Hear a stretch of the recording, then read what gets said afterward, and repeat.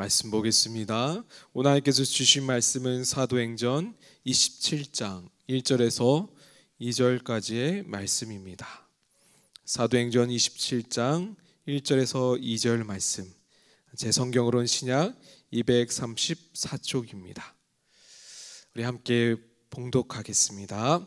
우리가 배를 타고 이달리아에 가기로 작정되매 바울과 다루제수 몇 사람을 아구스대의 백부장 율리오란 사람에게 맡기니 아시아 해변 각처로 가려 하는 아드라 뭇데노 배에 우리가 올라 항해할세 마게도냐의 데살로니가 사람 아리스다고도 함께 하니라.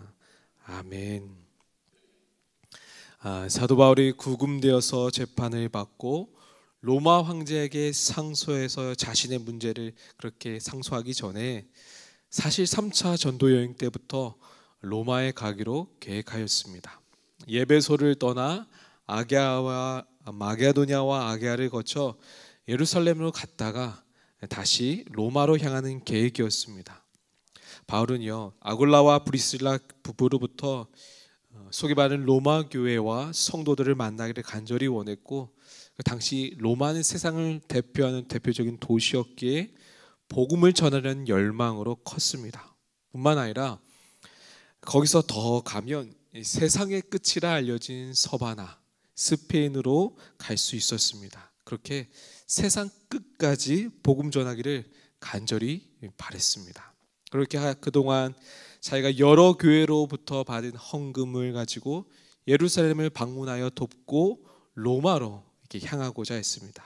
그런데 지금 사도 바울이 생각한 방법이 아닌 하나님의 계획하심에 따라 예루살렘에서요 붙잡혔습니다. 그리고 2년 이상 가이사라 지역에 구금되었다가 로마 황제에게 상소함으로 죄인의 신분으로 로마 군대의 호송을 하에 로마로 향하고 있는 거죠.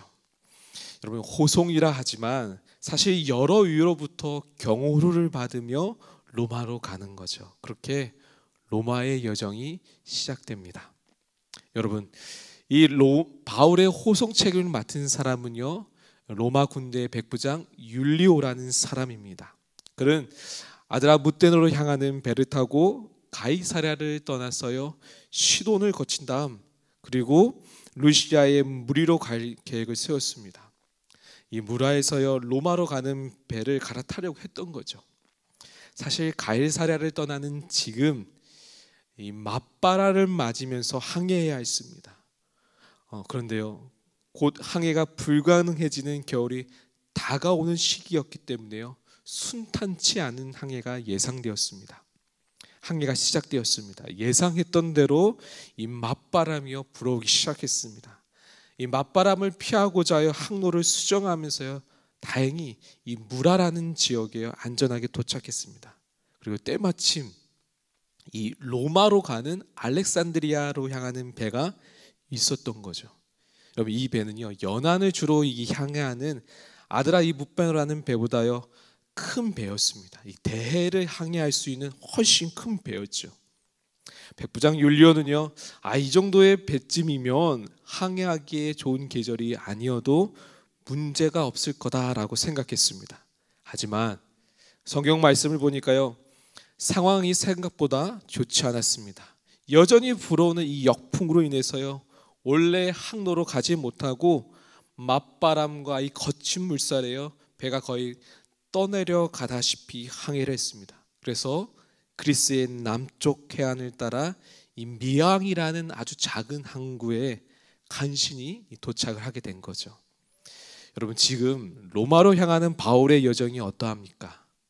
녹록지 않습니다. 바람의 방향을 예측할 수도 없고 그로 인해 계획이 변경되고 위험을요 감수해야 했습니다. 사실 가만히 보면 우리 삶에도요 역풍이 불어오지 않으신가요? 하나님의 계획하심에 우리 인생이 있다고 믿어져도 우리가 열심히 하나님 뜻대로 살아간다 해도 우리의 인생을 순탄하지 못하게 하는 역풍이 불어옵니다. 여러분, 이때 우리는 우리의 마음을 지켜야 합니다. 여전히 우리의 마음이 하나님을 향하도록요 힘써야 합니다. 우리의 삶에 찾아온 역풍으로 인해 우리의 마음이요 폭풍이 불지 않도록 마음을 다스려야 하는 거죠. 여러분, 우리의 영혼은 연약합니다.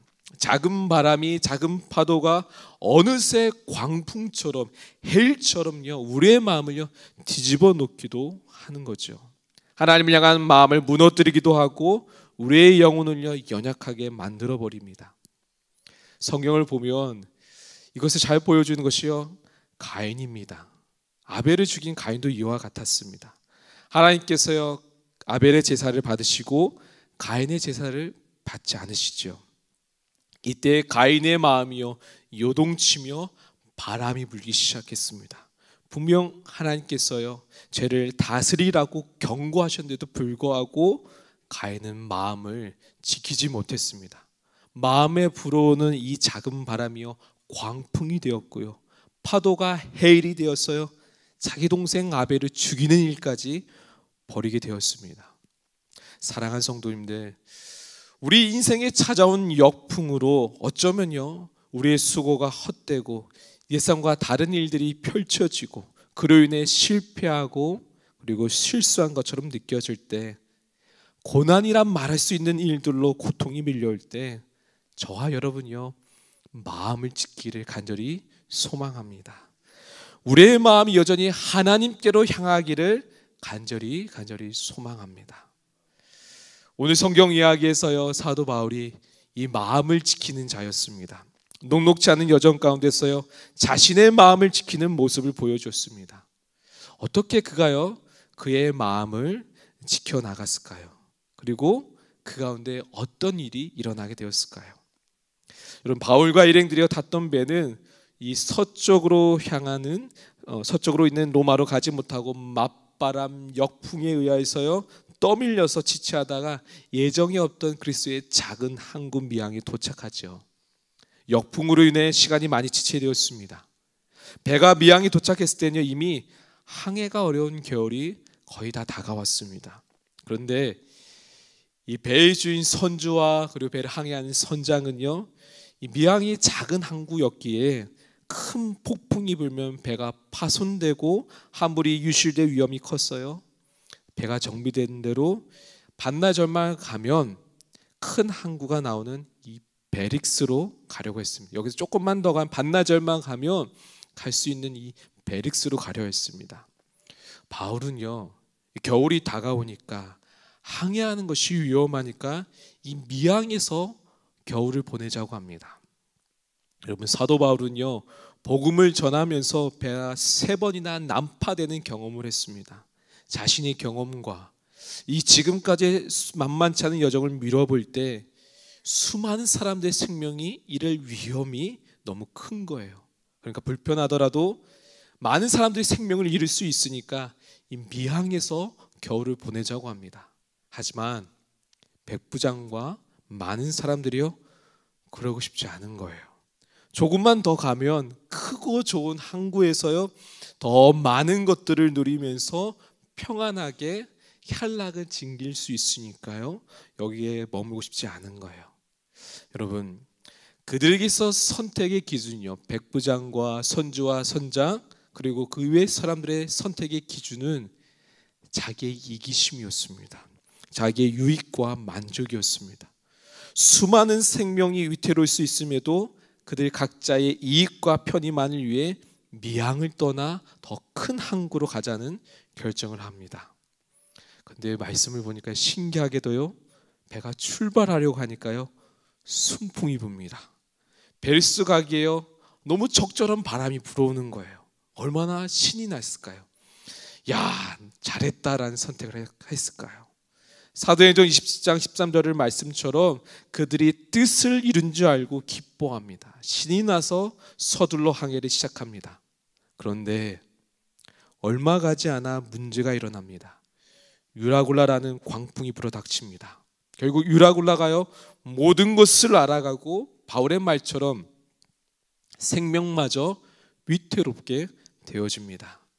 여러분, 순풍이 분다고 과정이 좋다고 하나님이 나를 도우신다고 쉽게 판단하면 안 됩니다. 항상 우리의 판단을요 돌아봐야 합니다.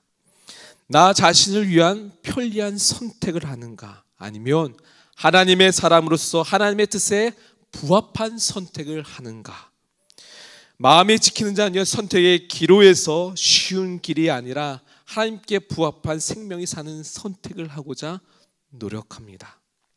바울은요, 녹록지 않은 이 여정 가운데서요, 환경과 상관없이 생명이 사는 선택을 했습니다. 그는 마음을 지키는 자였기에, 항상 하나님께 마음을 두고자 노력했기에 생명이 사는 선택을 하는 거죠. 그는 결코 자신의 욕망을 채우는 자신에게 유리한 선택을 하지 않았습니다. 예수 그리스도의 종으로서 주님이 기뻐하신 선택을 했던 거죠. 한번 생각해 볼까요? 만약 알렉산드리아의 배에 함께 타고 있었던 선주와 선장, 백부장, 그리고 사람들이요, 바울의 말을 따라 미항에 남았다면 어떻게 됐을까요? 분명 배는 좀 파손됐을 겁니다. 그리고 화물의 일부는 유실되었을 거예요. 큰 폭풍이 부니 어쩔 수 없었죠.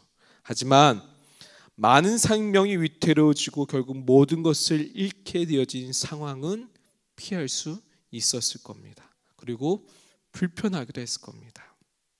사랑하는 성도님들, 저와 여러분이 순탄치 않은 인생의 여정에서 우리 자신에게 유리한, 유익한, 쉬운 선택을 하지 않기를 간절히 소망합니다. 저와 여러분이 이기심에 의한 선택을 하지 않기를 간절히 원합니다. 매 순간 하나님께로 우리의 마음이 향하고자 마음 지키며 나아가길 바랍니다.